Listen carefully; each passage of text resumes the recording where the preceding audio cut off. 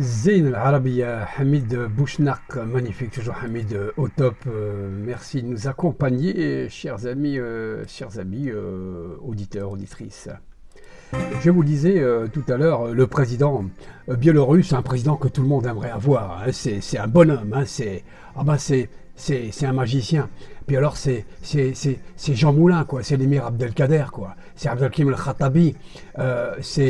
C'est le prophète, quoi, qui résiste face aux envahisseurs, puisque le président Loukachenko, à qui la Banque mondiale a proposé 800 millions de dollars pour bien confiner, pour gestes barrières, gestes bidons, éloignement, masque, etc. Il a dit non. Il a dit non, attendez, moi j'ai pas de problème, le virus c'est une grippe, comme j'ai eu 800 morts, nous sommes 10 millions d'habitants, pourquoi voulez-vous que j'enferme ma population? Pourquoi j'enferme ma population? Parce que les pays qui n'ont pas confiné se portent bien, Suède, Hollande, la Hollande, leur économie n'est pas tombée. Pourquoi voulez-vous que je confine? Vos 800 millions de dollars ne pourront jamais acheter la liberté de mon peuple. Vous ne pouvez pas acheter l'avenir de mon pays. Il a très bien compris, Loukachenko, qu'en acceptant de se faire corrompre, eh bien c'était son pays qui tombait, puisqu'ils auraient des informations sur sa corruption, il aurait acheté, ensuite ils achètent le pays, ils achètent tout, et l'OTAN pourra installer ses missiles, etc., pour encore une fois menacer soit la Russie, soit l'Iran, voire les deux. Loukachenko a tout compris, et il leur a dit, abadan, حرية وقيمة الشعب تاعي ما عندهاش السمعة ما تنجموش مستحيل تشروها بالفلوس. Vous ne pouvez pas acheter mon pays, etc. Alors des présidents pareils, on aimerait bien en avoir comme ça. Des présidents pareils, il y a eu Mohamed Boudia, qui a aussi effectivement été un incorruptible. Il n'y en a pas beaucoup des incorruptibles. Hein. Quand on lit le dernier livre, les deux derniers livres de Marc Andevel, Le système Macron, et si on remonte au sarkozysme avec ce qui a été écrit par Fabrice Arfi sur la destruction de la Libye et l'assassinat de Kadhafi et les 50 millions que Kadhafi aurait offert à la France, et si on écoute aussi ce que dit Ziad Takedine, on se dit que la corruption, et Sarkozy est au milieu de tout ça selon Fabrice Arfi de Mediapart, on se dit qu'on aimerait bien avoir un Loukachenko à l'Elysée quand même, on aimerait bien avoir un type pareil qui refuse effectivement de se faire acheter ou d'être vendu et de vendre 10 millions d'habitants. Des présidents pareils, ça court pas les rues, hein, ça court pas les rues. Si à Cuba, ils ont ça à Cuba. À Cuba, la corruption, Fidel Castro n'a jamais été corrompu. Il est décédé avec 0 centime en poche, je veux dire. Ils sont payés debout, c'est un pays digne et fier. Je vous dis que les Cubains, en termes de fraternité caribéenne, ils sont venus aider les Martiniquais et Guadeloupéens parce qu'ils n'avaient pas de médecins. La France n'a pas envoyé de médecins là-bas pour les aider pour cette crise, entre parenthèses, du coronavirus. Ce sont des Cubains qui sont allés aider les Italiens. L'Europe les a laissés tomber. Vous savez, l'Europe, la fraternité, nous sommes tous des Européens, enfin tout le cinéma, tout le bidon qu'on nous raccorde. Donc, c'est des Cubains qui sont allés en Espagne. Les Cubains, c'est un peuple incroyable. Et comme je vous le disais, un des artistes cubains chantait encore, nous résistons devant la plus grande dictature économique et l'empire américain, nous résistons face à eux. Il disait, nous sommes les Palestiniens des Caraïbes, disait ce chanteur. C'est magnifique ici, hein, c'est magnifique. Donc bravo Loukachenko, bravo à Cuba qui résiste et tous les gens qui restent debout, ou à un Poutine aussi qui aime son peuple et qui ne se laisse pas manipuler et qui est prêt effectivement à le défendre, coûte que coûte, et se battre, comme le ferait Trump dans une certaine mesure, contre l'État profond.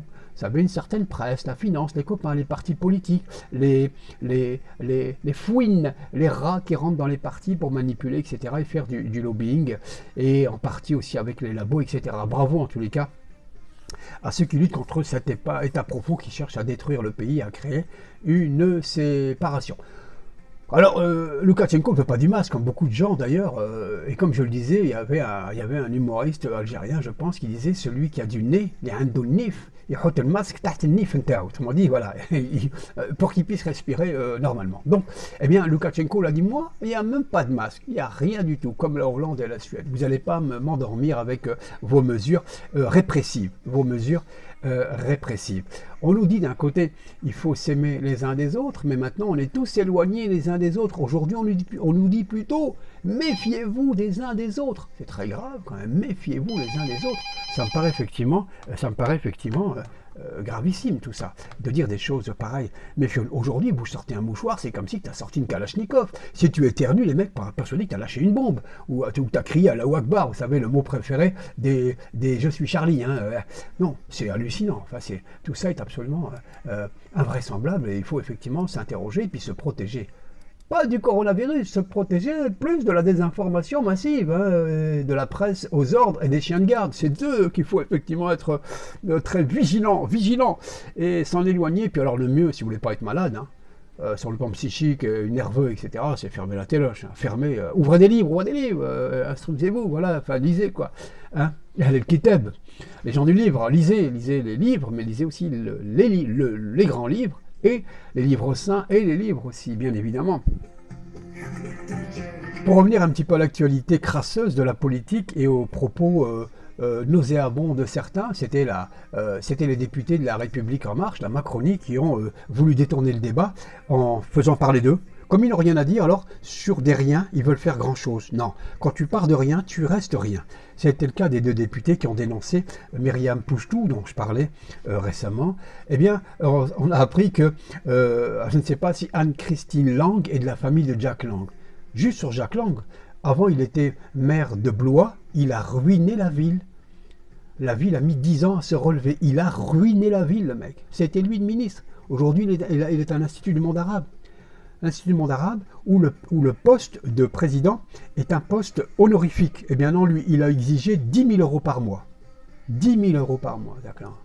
Ben, cet homme-là avait ruiné la ville de Blois. Les Blésois s'en rappellent, hein, du passage de Jack Lang. Eh bien, c'est Anne-Christine Lang, je ne sais pas si elle est proche ou lointaine de lui, mais celle qui dénonçait, elle était outragée, elle a monté sur ses grands petits chevaux, sur ses petits caniches, en disant « je ne resterai pas là où entre une députée voilée, c'est inadmissible, etc. » La présidente de la commission lui a dit « elle lui a rabattu le caquet.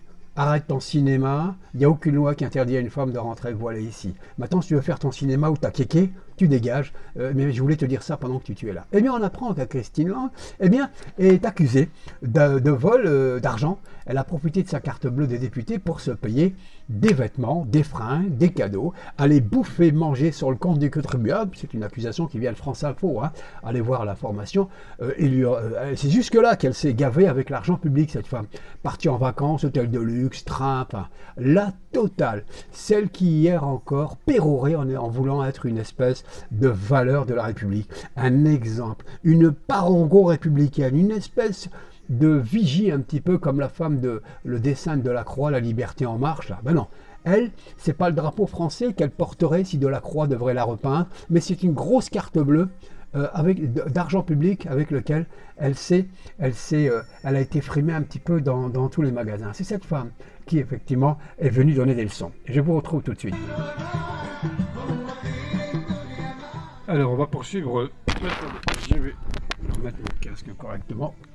Voilà, tout doucement, voilà, comme ça vous pouvez bien m'entendre et ça passe bien. Je vous rappelle que vous pouvez aussi voir des vidéos que j'enregistre sur YouTube. Hein. Il y a plusieurs vidéos que j'ai enregistrées. Il suffit de taper Khalid, travail d'arabe, et vous allez tomber sur plusieurs vidéos que j'ai enregistrées. Khalid, travail d'arabe, et vous allez voir plusieurs vidéos que j'ai enregistrées depuis une paire de mois. Khalid, travail d'arabe sur YouTube, et vous pourrez voir toutes les vidéos et mettre un commentaire. Dire que vous aimez bien, vous abonner aussi, comme ça, lorsque je fais une nouvelle vidéo, vous pouvez la voir.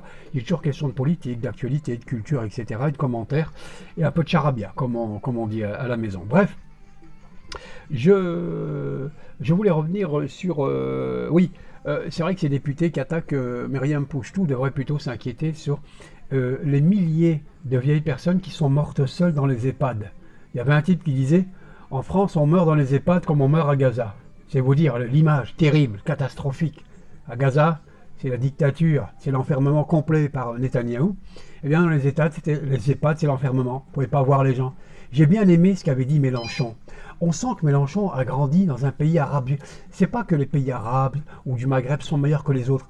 Mais il y a des valeurs qu'on ne devrait pas perdre. Il avait dit, parce qu'il est né, en fait, sa famille a grandi en Algérie et lui, il est né au Maroc. Et il disait... D'ailleurs, quand sa mère est morte, je vous donne un petit détail, elle a demandé à ce que ses cendres soient jetées dans la mer, à l'Atlantique, au large d'Essaouira, voilà, symbolique.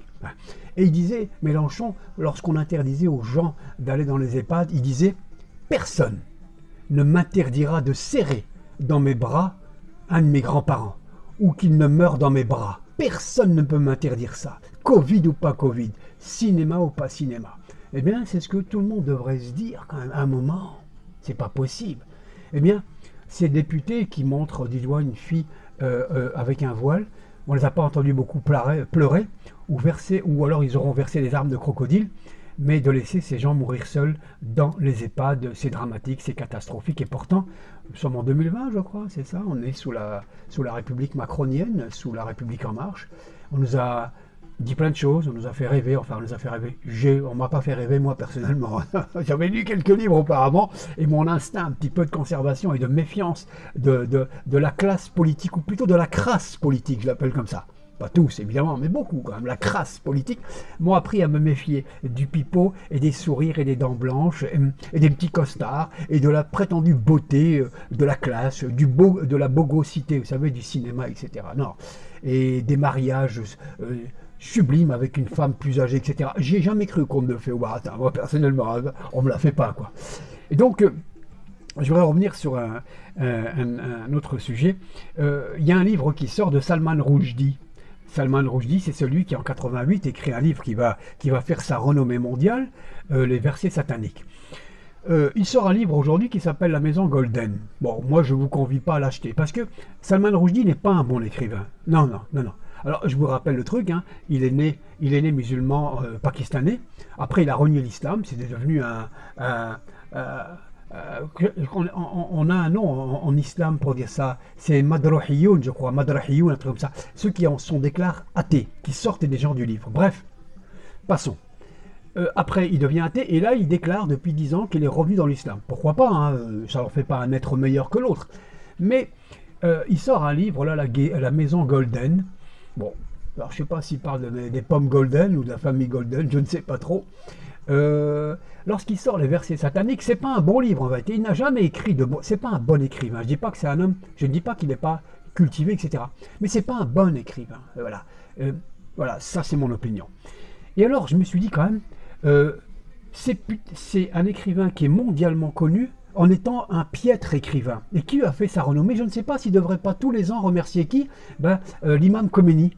L'imam Khomeini, avec sa fatwa, il en a fait une star mondiale d'un livre bidon, parce que les versets sataniques, c'est quoi? Ce sont des versets apocryphes qui ont été révélés au prophète par le diable, des versets mensongers qui rabaissaient l'image du prophète Mohammed sallallahu alayhi wa sallam, et il s'est servi de cet épisode de l'islam qui ont été réprouvés, qui ont été rejetés, ces versets, et il s'est servi de ces versets sataniques, parce que inspirés par le diable, pour le vendre comme une vérité en fait.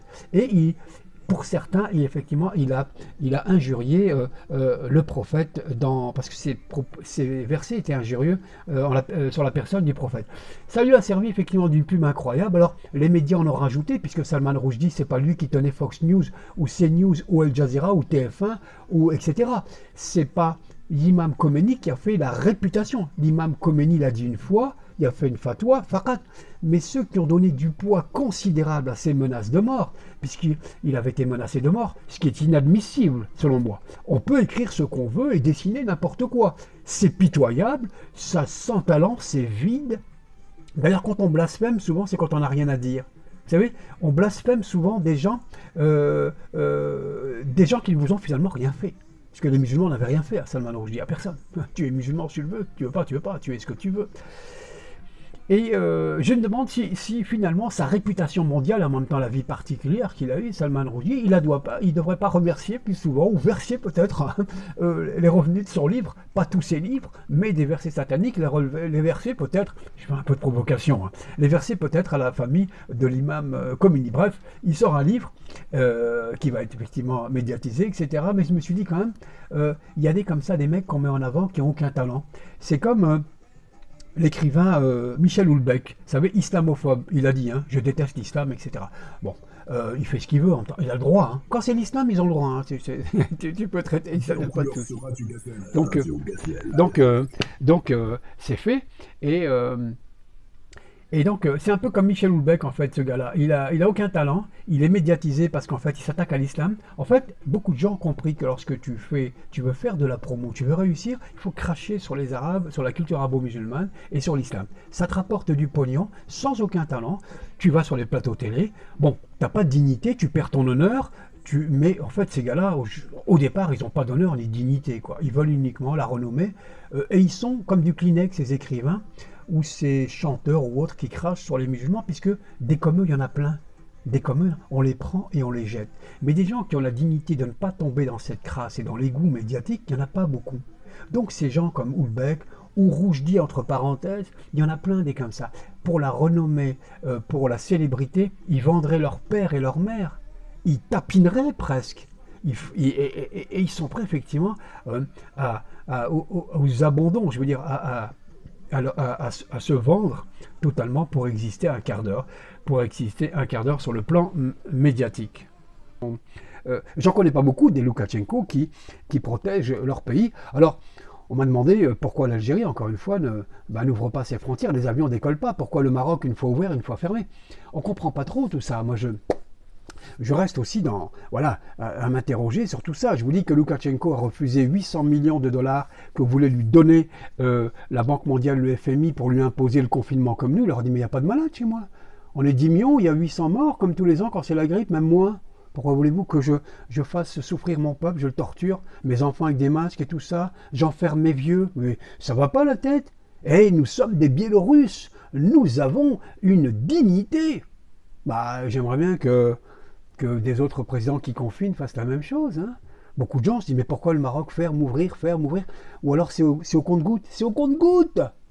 Alors c'est assez flippant quand même, ça fait un peu peur tout ça. Je veux dire, c'est très inquiétant et on n'a pas toutes les réponses à ces questions qui angoissent effectivement. Il y a des écoles qui ont fermé, sur Marseille aussi, les enfants restent chez eux. Les parents doivent venir effectivement faire la garderie, pas pouvoir travailler, doivent faire aussi l'instituteur, l'institutrice. C'est pas évident. Que va devenir cette génération? Est-ce qu'elle est sacrifiée? Est-ce que le système a dit finalement on n'aura pas besoin, on aura besoin peut-être, on n'a pas besoin, on vous donnera? D'ailleurs, j'avais entendu un truc très inquiétant. Comme si demain, il y a la vaccination pour tout le monde, une vaccination qui ne sera pas médicale, qui serait une vaccination de contrôle des masses via les puces nanométriques, la G5, la 5G, etc.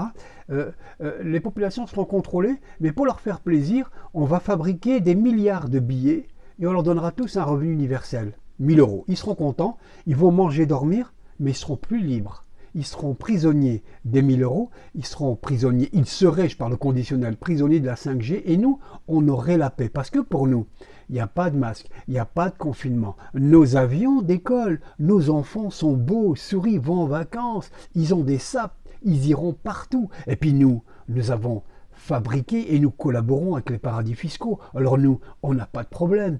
Populace, démerdez-vous finalement, enfin démerdez-vous, on se démerde pour vous, on se démerde pour que vous ne fassiez pas la merde. Grosso modo, ça peut être dit comme ça.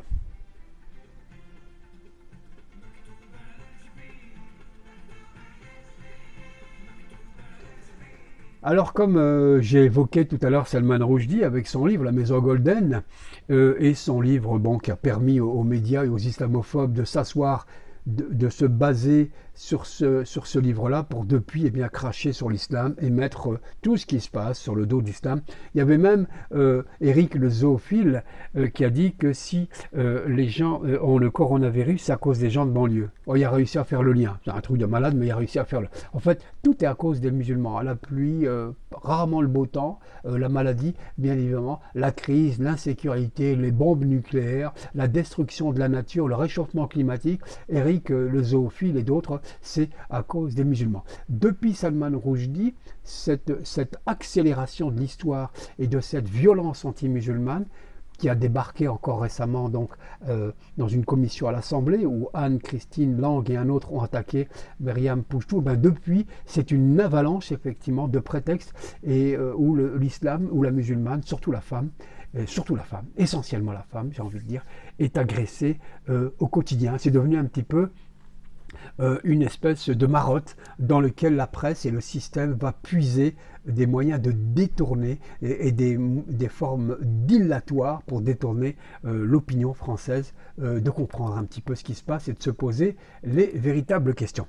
Pour faire front à des livres comme Salman Rushdie ou alors Michel Houellebecq, c'est ça, l'islamophobe, bien, je vous convie à lire de la littérature musulmane, de la littérature arabe.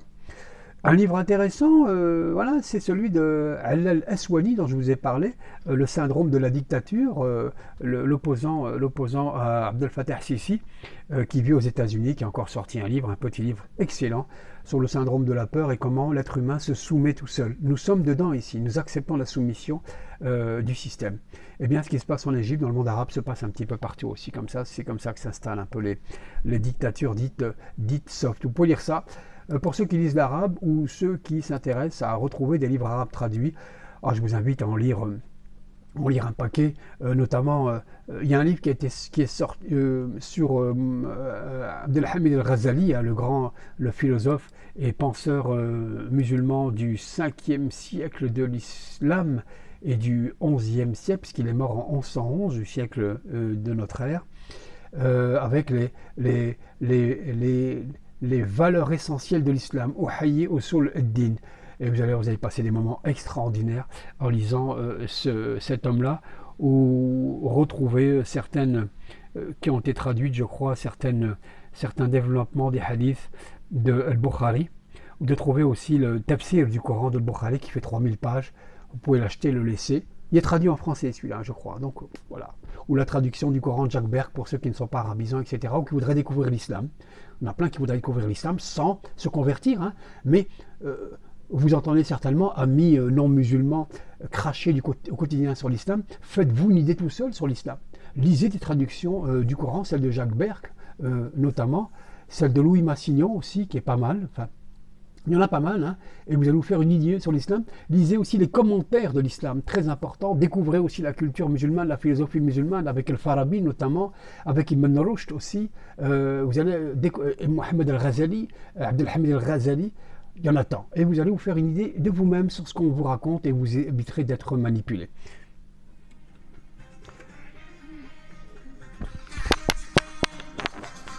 Voilà, si vous avez aimé la vidéo, bien vous savez ce qu'il vous reste à faire, chers amis. Vous pouvez liker, enfin aimer, faire des commentaires et vous connecter, vous abonner pour recevoir les nouvelles vidéos. Merci à toutes et à tous.